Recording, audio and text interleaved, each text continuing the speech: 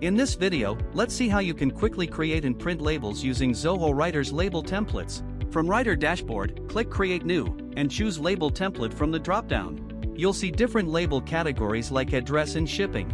Pick one. Next, choose the label size, and hit Create.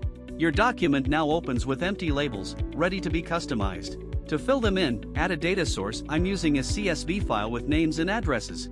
Once it's added, you'll see all your fields appear on the side. Just drag and drop them into your label. No need to do this for every label, simply click Copy to All, and your fields are automatically added to every label. You can tweak the text or format, and apply the changes instantly across all labels. Quickly check how your labels look. And that's it. You're ready to print or download them as a PDF. Thanks for watching.